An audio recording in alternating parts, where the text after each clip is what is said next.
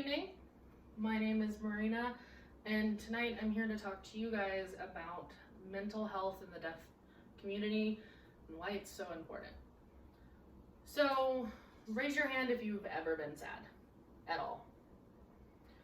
Raise your hand if you've ever been really worried about an upcoming test or interview or asking for extra ketchup in the restaurant. I know I have. That's something that is very common. Everyone experiences these emotions. However, sometimes there are some people who experience them a lot more. Mental health is your health that's in your brain. Things like depression, anxiety, bipolar disorder, these are all very important issues that as a society we need to talk about. So many Americans experience these awful things that are just really difficult to get through. Depression is characterized as a sadness, hard to get going, to do your usual activities, a loss of interest in things that you usually like. Anxiety is that feeling when you're just really anxious about something coming up. Maybe it's just sitting there and not being able to talk. Maybe it's stage fright from public speaking.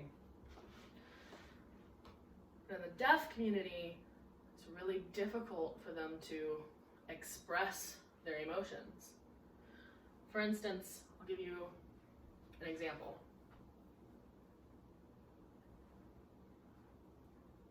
Did you guys know really what I was saying word for word? No, you guys don't know ASL. ASL and English are actually different structurally. The grammar is different.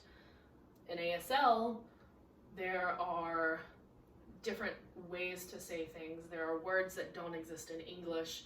There are English words that don't exist in ASL. It's a completely different language from that we're talking now that we can understand and know. So whenever someone who is within the deaf community who knows ASL as their main language, some people who are deaf don't even know English. One may not be able to verbally speak it, and if they don't learn it as they're growing up, if ASL is the only thing they know, it's really difficult to learn.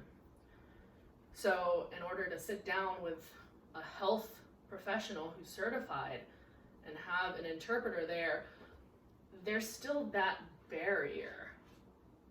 Just because I say something to you and you turn to say the same thing to him, it's a game of telephone. It's going to get mixed up and jumbled. The deaf community is 2 times higher risk for mental health issues like depression, like anxiety, like bipolar disorder, and even other personality disorders. It's difficult dealing with these anyways, and being in a world that is mostly hearing and you can't express that, it's really tough.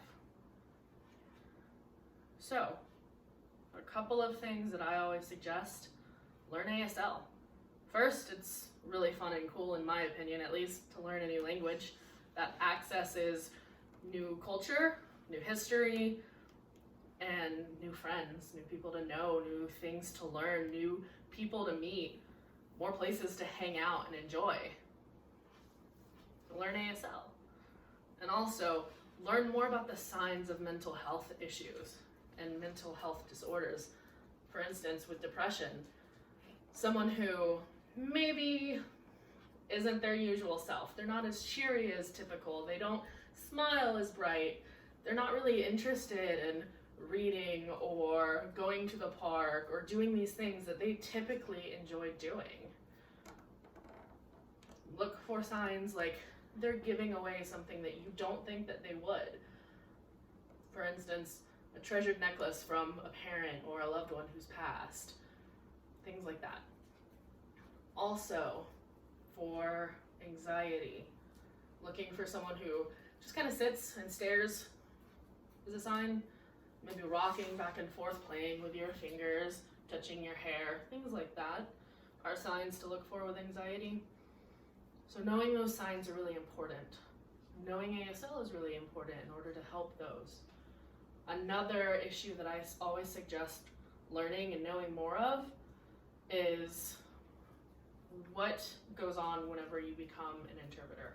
There are a couple of different ways, but the issue that I want to focus on is whenever you become certified, you don't really go through mental health training.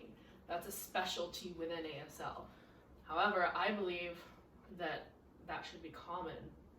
If you are placed in ASL and you're in a high school setting or a college setting and you can notice that your child or your person that you're interpreting for has those signs, it would be easier to get them help.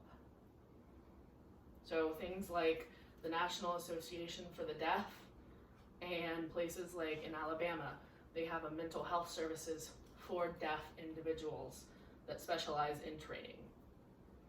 And that's why that's important. Thank you. Thank you. Thank you.